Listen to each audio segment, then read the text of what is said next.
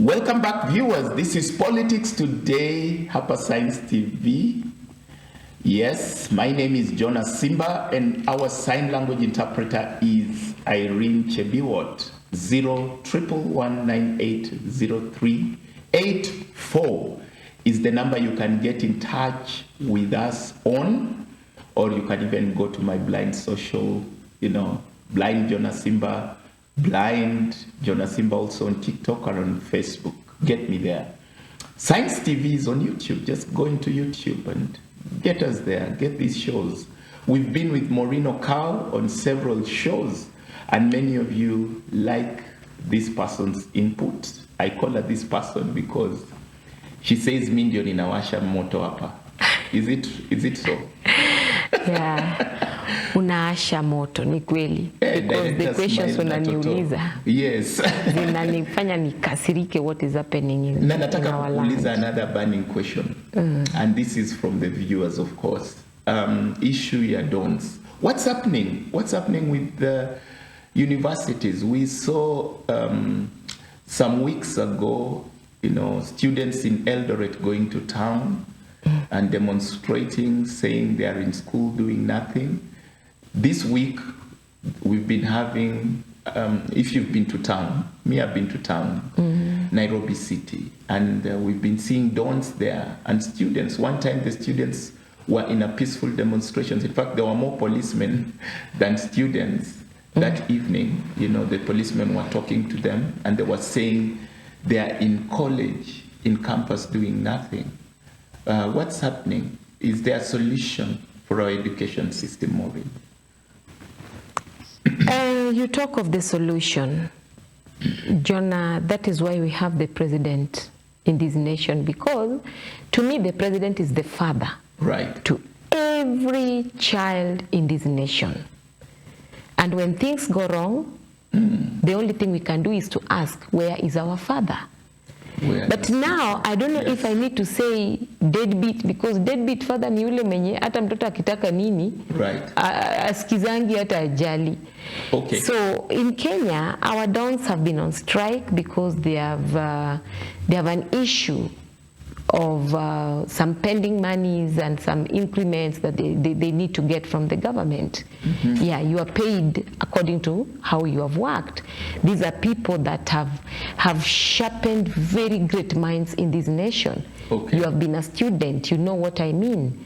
So you can imagine that these are, the dons, first of all, are fathers. They also have families to take care of. They are parents.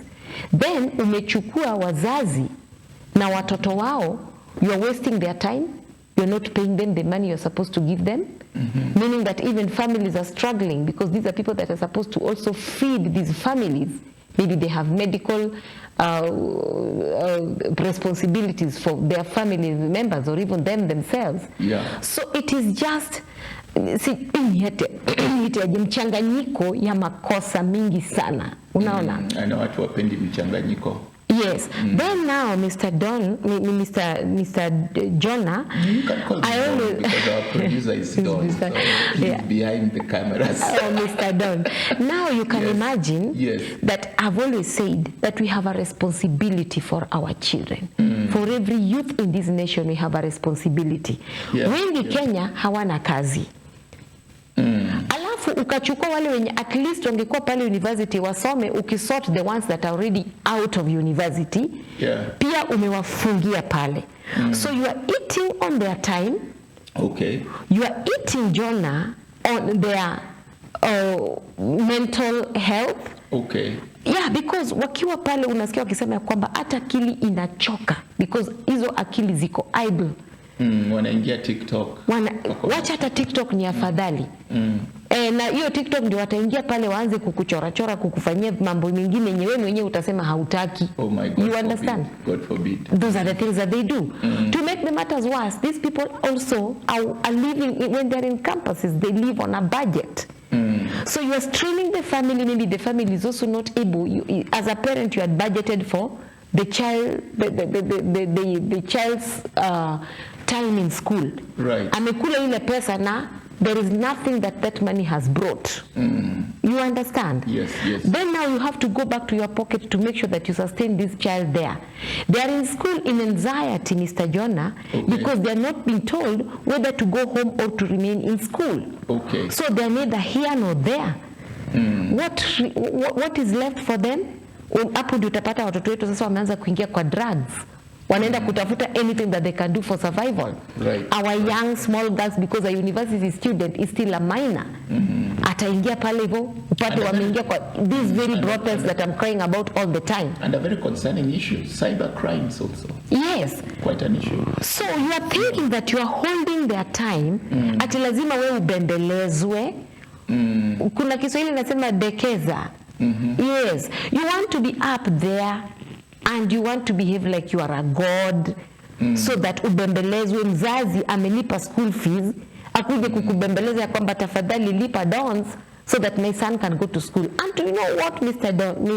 Jonah? Yeah, it is hurting to call. With Victor behind the camera. It is hurting to call because this is a Kenyan child, a Kenyan minor.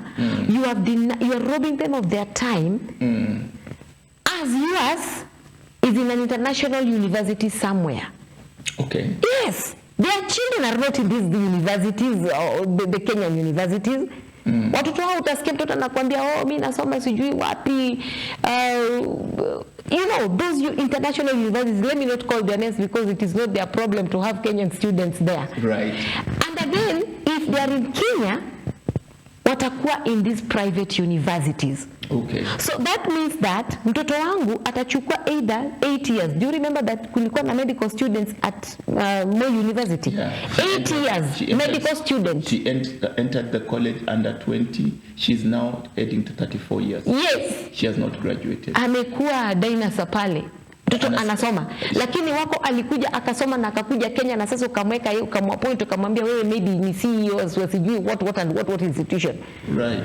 You understand how these people are eating on our children. Right. They are killing them left, right and center because you don't have just to bring those guns that you spray on them. Even the things that you do that make their lives not move is a way of killing them. Oh boy. By the time mtoto anatoka shule amechapa, amechoka, opportunities zilienda. No, she is nearing retirement. Ile kitu yenye angechukua pia ulienda nayo, you robbed them of even the finances of even the whatever outside here. How in the world, Maureen, can a student in Moi University spend over 10 years in school? It's unimaginable. But that is the story. But it is possible in Kenya. Okay. We have seen it. It has always happened, Mr. Jonah. Okay. So that's why, Mr. Jonah, it is so hurting. And I think, I don't know, because these leaders are also people that you cannot tell them anything. Right. They're treating everything in Kenya with a lot of ease, mchezo, ujinga, you know. Okay. Somebody is a leader. I didn't say that. You said it. I said it. Somebody is a leader and comes and the only thing anaweza kukuambia ati, oye, tialala, tibim. What leadership is that? Okay.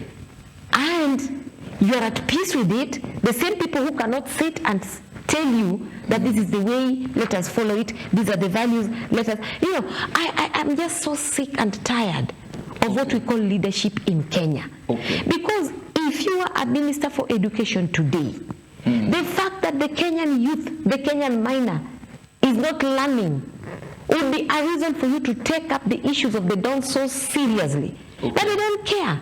They see us even for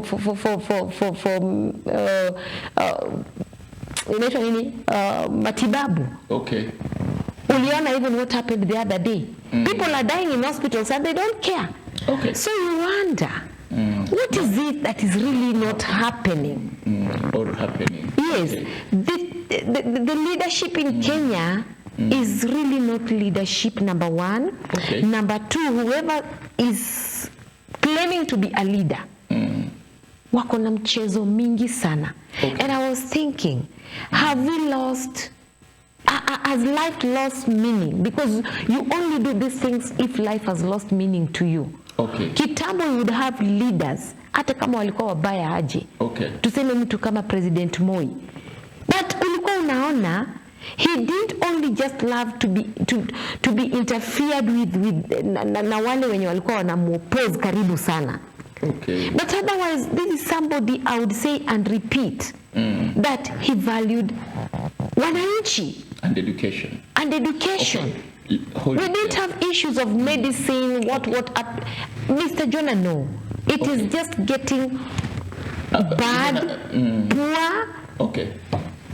And crazy. As crazy, yes. As you're mentioning it, you're bringing up an array of issues. You've spoken about medicine.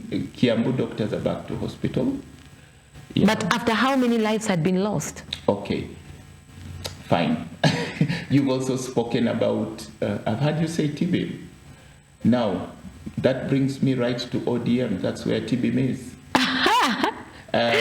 Which way ODM? Of course, that came from Babu Owino, TB.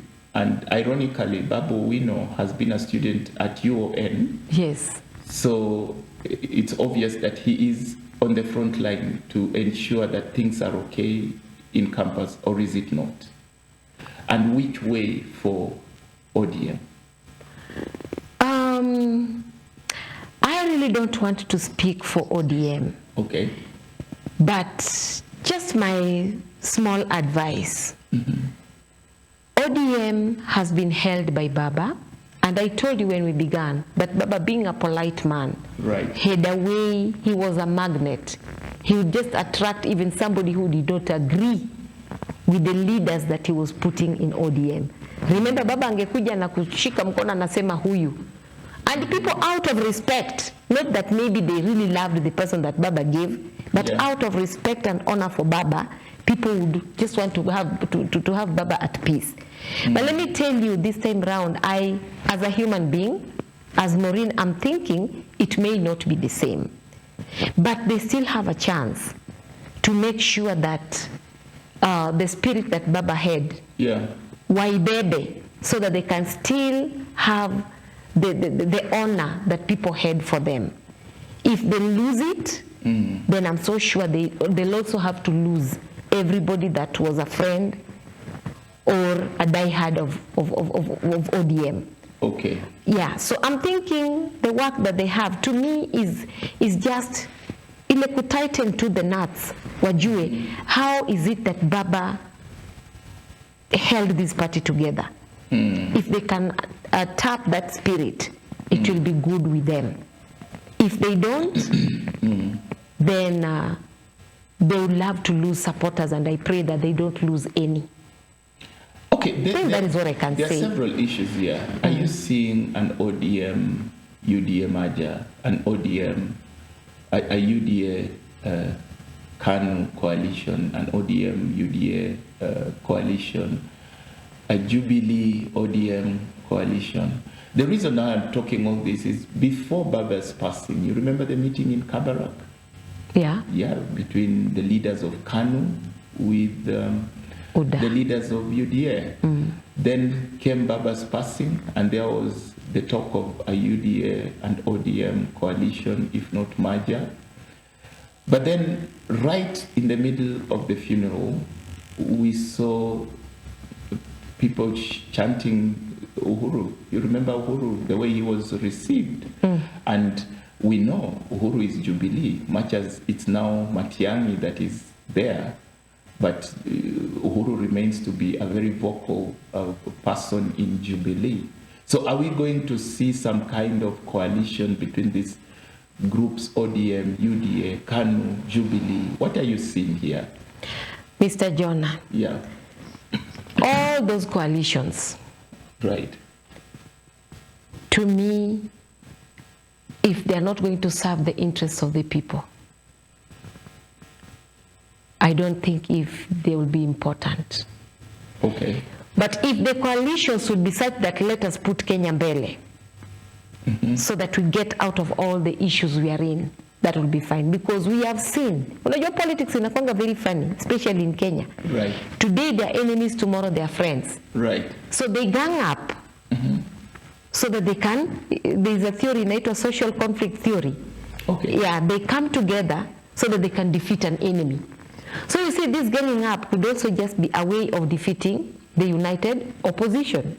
You understand? Or is it the accountability population? Because some people, like the Gen Zs, claim they are not even interested in this opposition. They are interested in good governance. So it's like some kind of accountability population.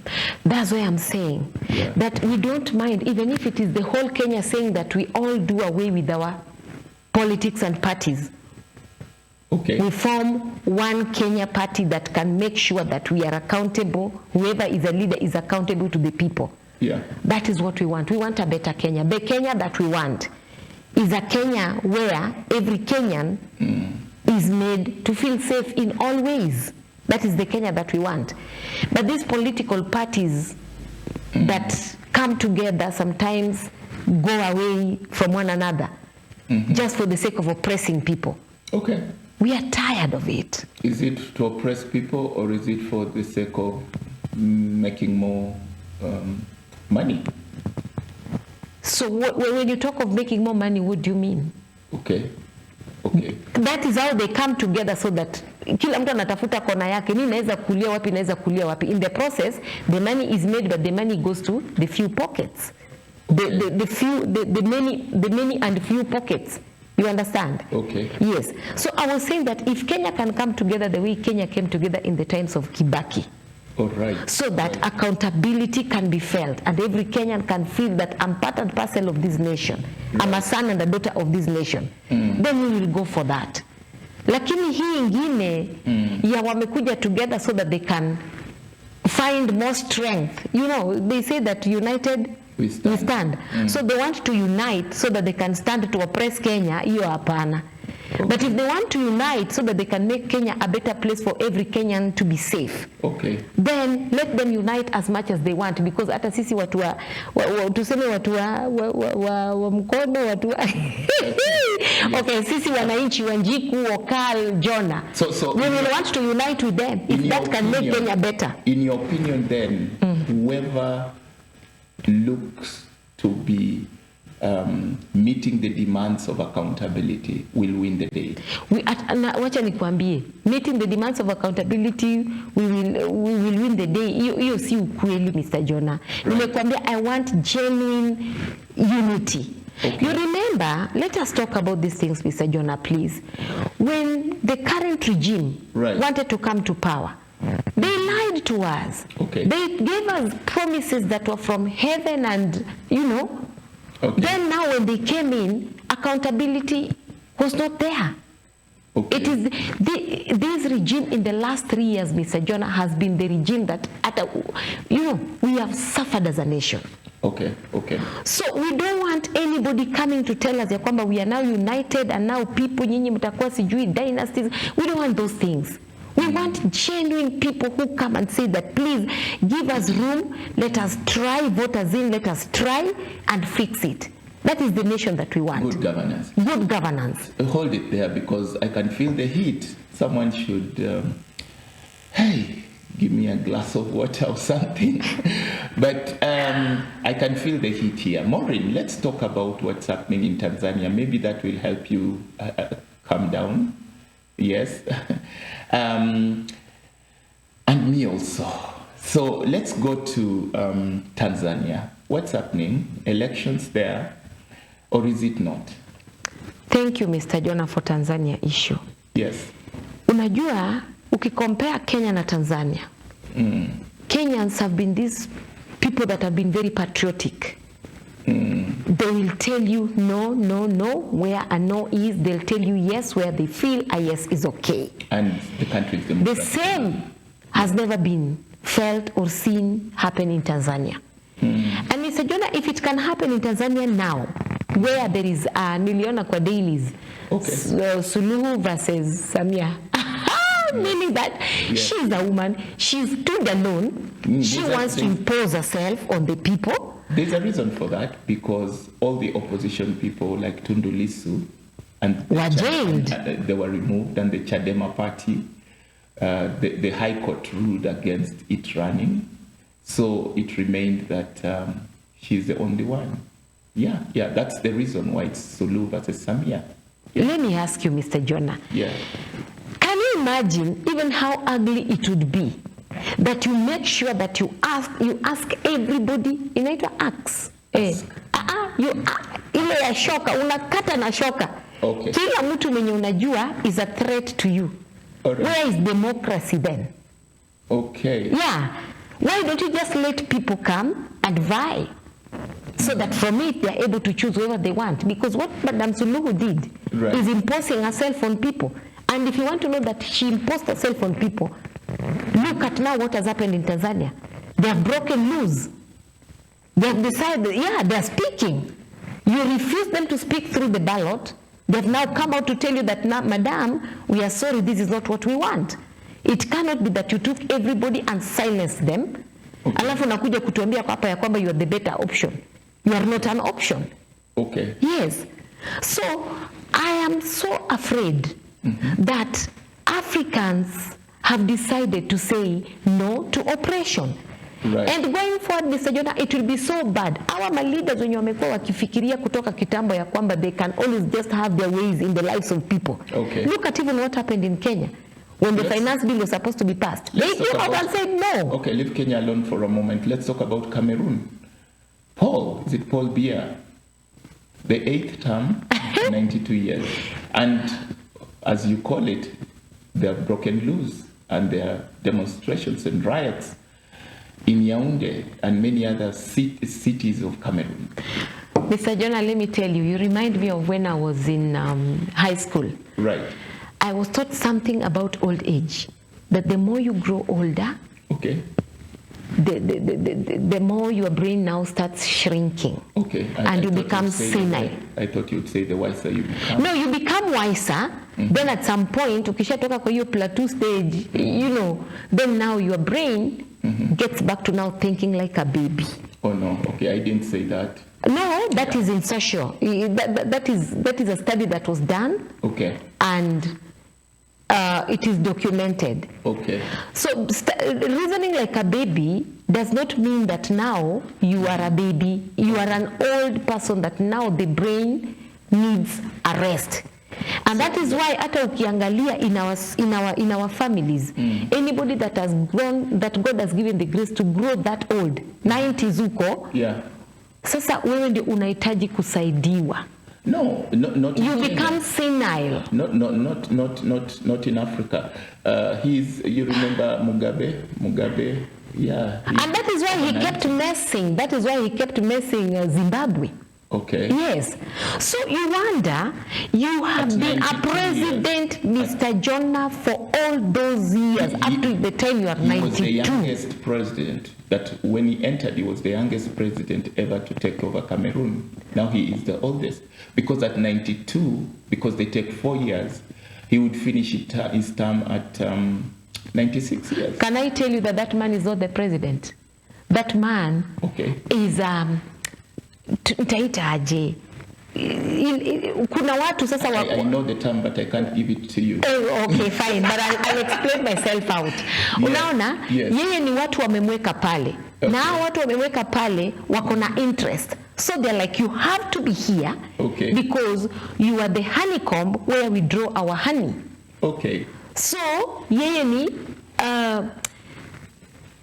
you are mean, Mr. Jonah, but it's okay. I hope the audience has... let me not use the better one. Let me just use the smaller one. Puppet? You are a puppet. Okay. So he's a puppet. There are people behind why he's been put there.